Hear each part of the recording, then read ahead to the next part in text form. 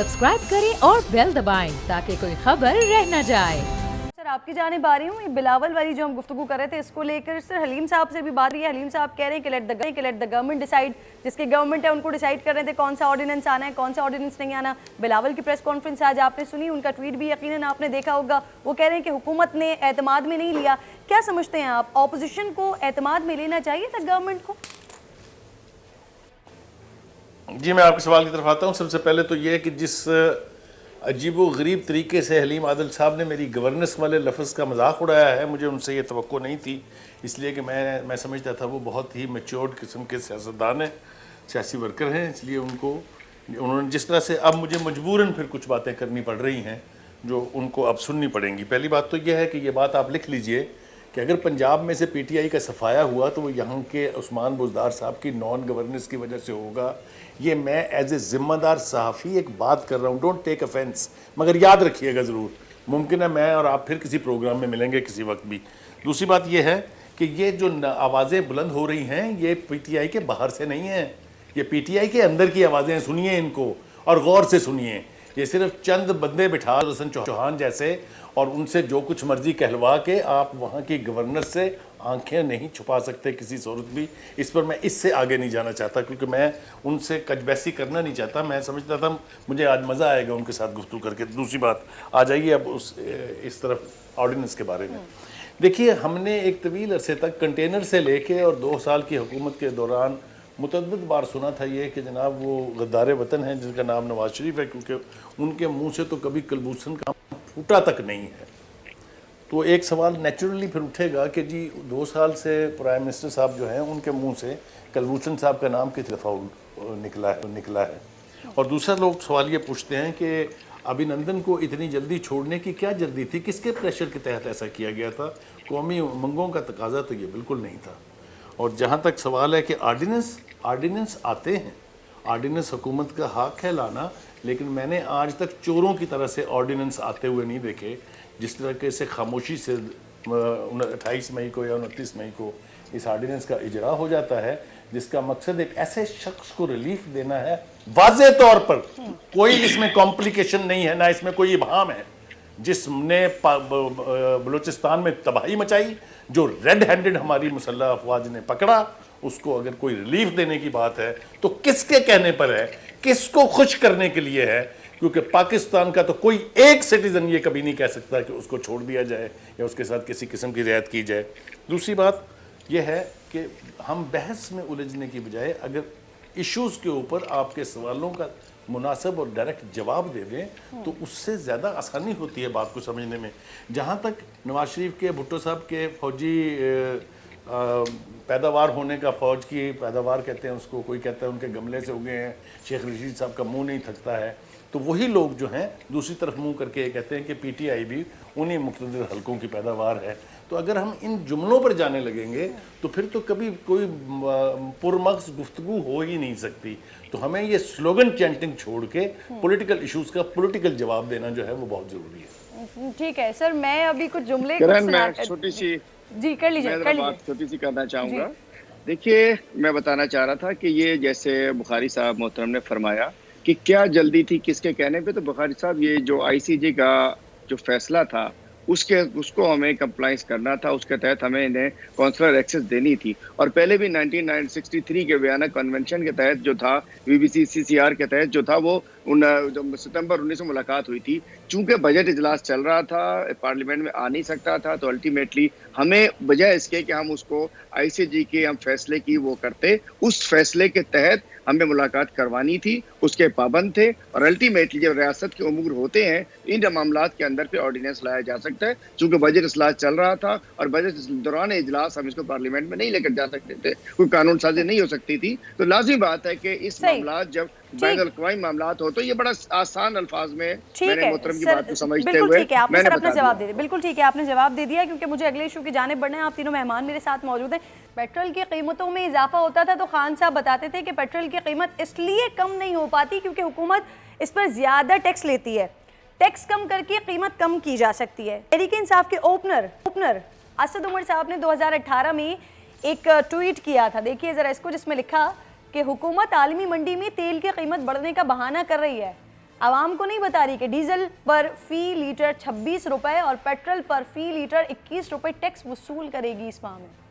Tweet میں مزید لکھا تھا کہ اس حکومت کے ہاتھ ہمیشہ عوام کی جیب میں جاتے ہیں، نہ طاقتور سے ٹیکس لیتے ہیں اور نہ منی لانڈرنگ روکتے ہیں۔ اب ناظرین 2 سال ہو گئے ہیں تحریک انصاف کی حکومت کو، کیا اس حکومت کے ہاتھ عوام کی جیب میں پچھلی حکومت سے زیادہ جاتے ہیں؟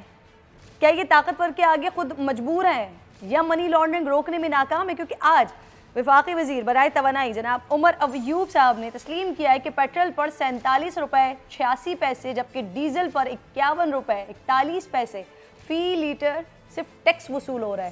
یعنی اس وقت کی حکومت کے مقابلے میں 100%، اس وقت کی حکومت کا جو میں نے آپ کو موازنہ کیا اس کے مقابلے میں 100% زیادہ ٹیکس وصول کیا جا رہا ہے، اور موجودہ فی لیٹر پیٹرول کی قیمت پر 50% صرف حکومت کو ٹیکس چلا جاتا ہے۔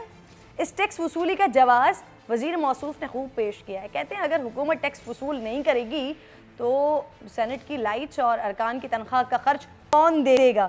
تو جہاں سے میں نے آغاز کیا تھا، میں چاہ رہی ہوں حلیم عادل شیخ صاحب وہیں سے یہ آپ سے بات کا جواب لوں۔ اس وقت غلط تھے آج غلط ہیں سر، کیا ہے یہ؟ دیکھیے پچھلے 2 سال میں 5000 ارب قرضوں کی مد میں ادا کیا گیا۔ اس سال 2700 ارب قرضوں کی مد میں ادا کرنا ہے۔ صوبوں کی NFC ایوارڈ کے تحت پیسے دینے کے بعد، ڈیفنس بجٹ دینے کے بعد -750 ارب سے فیڈرل گورنمنٹ کو اپنا بجٹ بنانا پڑتا ہے، جس سے کہ جو آج عمر ایوب صاحب نے بات کی کہ تمام جو فیڈرل گورنمنٹ کے ڈپارٹمنٹ، فیڈرل گورنمنٹ کے معاملات، تمام چیزیں -750 بلین سے ہمارا جو ایک بجٹ سٹارٹ ہوتا ہے۔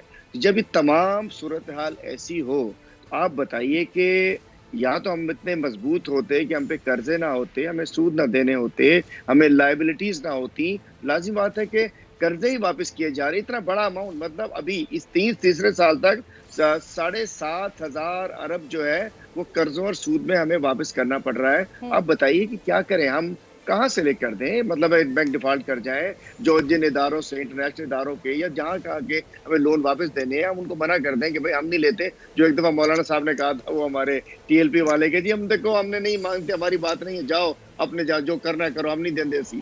یا تو پھر ہم ایسا کوئی فارمولا کوئی ہمیں بتا دے کہ جی ہم منع کر دیں، ہم کچھ نہیں دینا۔ دیکھیے گیون کنڈیشنز میں آپ کی بات سے حلیم صاحب، آپ اگر ٹیکس وصول کریں تو اس کے علاوہ کیا کریں؟ اور اگر پچھلی حکومتیں ٹیکس وصول کرتی ہیں تو وہ کرپشن کرتی ہیں سر۔ چونکہ ان کی یہ جو ہزاروں ارب کا ہمیں جو بیک لاگ دے کر چلے گئے، جس کی وجہ سے لازمی بات ہے کہ ٹیکس کلیکٹ کرنا ہے، اپنے دیکھیے نا خرچے کم کرنے ہیں۔ پرائم منسٹر نے اپنے گھر تک کا خرچ کم کر دیا، پریزیڈنٹ نے خرچ کر دیا، آسٹیریٹی شروع ہو گئی، پورے الل تلل امریکہ جا رہے ہیں، ہزاروں ڈالر خرچ ہوتے تھے، لاکھوں ڈالر خرچ ہوا کرتے تھے، ہر جگہ کٹوتی کی ہے، لیکن الٹیمیٹلی ٹیکس سے پیسہ جائے گا نا، وہ اپنے کون کے اور کیا طریقہ ہے؟ اگر چیزیں ٹھیک چل رہی ہوتی تو آئیڈیل سچویشن نہیں ہے، آئیڈیل سچویشن ہم اس وقت نہیں ہے کہ بڑا آئیڈیل سچویشن ہے، سب معاملات ٹھیک ہے، قرضہ دینا نہیں ہے، ٹیکس کلیکٹ کرنا ہے، لوگوں آپ کے دور میں آئیڈیل سچویشن نہیں ہے۔ ٹھیک ہے سر، آپ کا جواب اس پہ آ گیا، مجھے فیصل صاحب سے پھر بات کرنے دیں۔ فیصل صاحب، اس وقت آئیڈیل سچویشن نہیں ہے، لیکن جس وقت خان صاحب اور دیگر لوگ باتیں کرتے تھے اس وقت آئیڈیل سچویشن تھی، اس وجہ سے جو ٹیکس لگایا جاتا تھا وہ کرپشن کے لیے لگایا جاتا تھا۔ سر دیکھیں کتنے معصوم ہیں یہ PTI والے میرے بھائی، مجھے نہیں پتا کہ کتنے معصوم ہیں، ان کو کچھ پتہ نہیں تھا، ان کو ایسی حکومت ملی کہ ان کو کچھ ہی پتہ نہیں تھا، بالکل یہ ایسے تھے کہ جیسے تازہ یہ اسکول سے نکلے ہوں اور ان کو بس کہہ دیا ہو کہ جی آپ آ جائیں۔ دیکھیں ان کے جو اوپننگ بیٹسمین تھے اسد عمر صاحب، وہ اس وقت فائنانس کمیٹی میں تھے، غالباً چیئرمین تھے اگر میں غلط نہ ہوں تو 5 سال وہ فائنانس کمیٹی کے چیئرمین میں کیا کر رہے تھے وہ فائنانس کمیٹی میں، ان کو نہیں پتا تھا۔ ان کے وہ جو 200 ارسطو تھے جو کہہ رہے تھے کہ ہم آئیں گے تو ہم جو ہے وہ 200 ارسطو ہمارے ہیں، لیکن میں نہیں پتا تھا کہ ان کے پاس 200 ان کے اپنے دوست ہیں، بزنس مین ہیں، ATM مشین ہیں جنہیں ان کے اوپر 22 سال خرچ کیا، ان کو ان نے پاکستان اور پاکستان کے اثاثے بیچنے ہیں۔ کیونکہ جب بھی جو چیز آتی ہے تو آگے دیکھتے ہیں کہ انفارچونیٹلی جو ان کے جو ایڈوائزرز ہیں اور اسپیشل اسسٹنٹ ہیں، 9 سے 10 ایسے ایڈوائزر اور اسپیشل اسسٹنٹ ہیں جنہوں نے پاکستان کے آئین کے نیچے حلف ہی نہیں لیا، وہ حلف کے بغیر۔ اور پھر یہی ہمیں سبق سکھاتے تھے نا کہ جی میرے جتنے بھی وزیر ہوں گے، پہلے تو میری کابینہ بہت چھوٹی ہوگی، جو کہ اب ماشاءاللہ آپ نے دیکھ لیا بہت چھوٹی کابینہ ہے، اور اس کے بعد سب کے جو ہیں اثاثے جو ہیں وہ نیٹ پہ اویلیبل ہوں گے میرے ایڈوائزرز کے. مجھے تو نہیں مل رہے ویب سائٹ پہ. اگر عادل صاحب بتا دیں, علیم عادل صاحب, کون سی ویب سائٹ ہے ان کی جس میں ان کے اثاثے سب کے ہیں, تاکہ میں بھی چیک کر لوں کہ ان کے کتنے اثاثے ہیں, کیا چیزیں ہیں. تو یہ چیزیں اپوزیشن میں کہنا, بہت سی چیزیں ہیں, بل جلانا, لوگوں کو کہنا کہ سول نافرمانی کرو, یہ ٹیکس جو ہے یہ فلاں کھا جاتا ہے. ابھی ٹیکس کون کھاتا ہے ابھی ہمیں بتایا, ابھی بھی جا رہا ہوگا پھر تو. جیسے پہلے آپ کہتے بلاول ہاؤس جاتا ہے یا جاتی عمر جاتا ہے, جدھر بھی آپ کہیں, اب تو بنی گالا جاتا ہوگا. اس لیے آپ کے جو ہے وہ سلائی مشینوں کے اربی روپے بن گئے ہیں. تو اپنی باری میں کہتے ہیں جی ہمیں تو ماضی میں بہت سی چیزیں ملی ہیں, ہمیں جہیز میں یہ ملا ہے, ہمیں چیزیں یہ ملی ہیں, خود کچھ کر نہیں سکتے.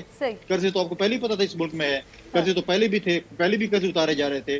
لیکن ایک کیا کام کر لینا, ان کی تو بھی حکومت ہے, ایک کمیٹی بنا لے, کمیشن بنا لے, اور بتا دیں کہ سب سے زیادہ قرضہ کس حکومت میں لیا گیا ہے, کس حکومت نے کتنا واپس کیا ہے, کیا نہیں کیا, تاکہ پتہ چل جائے. یہ کیسٹ بجانا, پہلے تو این آر او کی کیسٹ تھی وہ تو ختم ہو گئی تھی کیونکہ اپنے لوگوں کو این آر او دے دیا ہے. اور پھر کہتے ہیں جی کیا دیکھیں ان کے پاس ٹیم میں کون ہے, کیا ماضی کے لوگ نہیں ہیں. اسد عمر صاحب پہلے کس ٹیم میں تھے, مشرف کی ٹیم میں نہیں تھے, نواز شریف کی ٹیم میں نہیں تھے. آخری چیز ان کو بتا دیں کہ اپنے وزیر صاحب کو یہ بتا دیں کہ قومی اسمبلی کی اور سینٹ کی بجلی جو ہے وہ سولر پہ چلتی ہے, آپ کی اس پہ نہیں چلتی ہے. وہ سولر وہاں پہ لگے ہوئے ہیں, چائنا کی حکومت سے ہمیں سولر وہ پینلز گفٹ کیے گئے تھے. پارلیمنٹ ساری سولر سسٹم پہ چلتی ہے, آپ کی بجلی سے نہیں چلتی ہے. ان کو انفارمیشن درست کروا دیں. ٹھیک ہے سر, یہ بڑی انٹرسٹنگ انفارمیشن علیم صاحب ویسے دی ہے انہوں نے. سولر سسٹم پہ چل رہا ہوتا ہے سینٹ کا سارا سسٹم. بخاری صاحب سر مجھے یہ بتا دیجئے, دونوں کے آپ نے پیپلز پارٹی کا بھی اور پی ٹی آئی کی بھی بات آپ نے سنی ہے. سر حکومت معصوم ہے, ہوم ورک کی کمی ہے, یا واقعی آئیڈیل سچویشن نہیں ہے, یا پھر ہم یہ کہہ سکتے ہیں کہ جو کچھ باتیں حکومت جس وقت اپوزیشن میں تھی وہ سارے نعرے اور وہ باتیں لگا کر آئی تھی اس پر پورا اتر نہیں سکی ہے, یا اس میں سے کچھ کر ہی نہیں سکی ہے؟ دیکھیں سب, اگر آپ مجھے اجازت دیں گے تو میں آپ کو تھوڑا سا پیچھے لے جاؤں گا. جب حکومت بنی تھی تازی تو اس کے پہلے اجلاسوں میں جو تقریریں ہوئی تھی, اگر آپ اس کو ریکال کریں, کہ دنیا میں یہ ہوتا ہے کہ جب وزیر اعظم حلف اٹھاتا ہے تو وہ اپوزیشن کو دعوت دیتا ہے کہ بھائی آئیے مل کے کام کرتے ہیں, اس قوم کے لیے بڑی زیادتی اس کے ساتھ ہوئی ہے, ماضی میں بڑا لوٹا ہے لوگوں نے, آئیے مل کے لیٹ اس جوائن ہینڈز. یہاں الٹ ہوا تھا اگر آپ کو یاد ہو, زرداری صاحب نے بھی اٹھ کے کھڑے ہو کے کہا تھا کہ جناب ہم آپ کے ساتھ 5 سال کے لیے کام کرنے کو تیار ہیں. یہی بات شہباز شریف صاحب نے بھی کہی تھی, بالکل کیٹیگوریکلی, کوئی ابہام نہیں تھا اس کے بارے میں. تو لیکن وہ اس وقت کی صورتحال آج تک برقرار ہے کہ پرائم منسٹر صاحب ان سے ہاتھ میں لانا تو چھوڑ دیں, بات کر کے اس کا جواب تک دینے کے لیے آمادہ نہیں ہے. اور ان کا پریمیسز یہ ہے کہ یہ بڑے کرپٹ تھے اور یہ بڑے ظالم تھے اور یہ سب کچھ تھا. انہی کے کوئی تقریباً 65% کے قریب لوگ جو ہیں اب ماشاءاللہ ان کی اپنی کابینہ اور ان کے مشیروں میں شامل ہیں.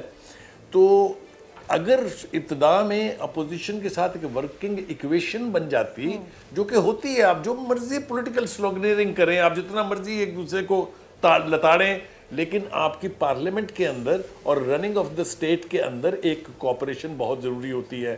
ہم نے دیکھا کرونا کے اوپر جتنی ڈویژن پاکستان میں تھی اتنی دنیا کے کسی ملک میں نہیں تھی. پرائم منسٹر صاحب ڈینائل موڈ میں تھے کہ لاک ڈاؤن نہیں ہونا چاہیے, اپوزیشن صبح سے شام تک لے کے قرض کرتی رہتی تھی اور لوگ مر رہے تھے اور لوگ مریض ہو رہے تھے, دن بدن جو ہے وہ فگر جو ہے ہائی اپ جا رہا تھا. یہ کنسسٹنٹ صورتحال رہی ہے جب سے 24 فروری سے پہلا کرونا کا پیشنٹ پاکستان میں رپورٹ ہوا تھا. یہ وہ بدقسمت صورتحال ہے جس کو بدلنا بہت ضروری ہے. میں آپ کو بالکل کنوکشن کے ساتھ کہہ رہا ہوں کہ اگر اپوزیشن اور حکومت وقت کے بیچ ورکنگ ایکویشن بھی نہیں ہوگی, اس کا نتیجہ کیا نکلا؟ نو لیجسلیشن, کوئی قانون سازی نہیں ہوئی ہے, کوئی عوام کی بہبود کا کام نہیں ہوا ہے, نہ لوگوں کو روزگار ملا ہے, نہ بجلی کے بل کم ہوئے ہیں, نہ مہنگائی کم ہوئی ہے. وعدوں کو تو آپ چھوڑ دیں گے, تو روٹین کے کام ہیں جو کہ ہونے چاہیے. بخاری صاحب آپ ماضی میں لے کر گئے تو بالکل مجھے یاد آ گیا وزیر اعظم صاحب نے جب پہلی اپنی تقریر کی تھی تو وہ جتنا گرجے برسے تھے, اپوزیشن کا سا ایک ان کے اوپر ایک فیل ایسی آ رہی تھی, لیکن عوام میں بڑا پسند کیا گیا تھا کیونکہ خان صاحب اپنے اسی انداز کو کیری کر کے آگے بڑھے تھے. لیکن اب اس پر تنقید کی جا رہی ہے مسلسل.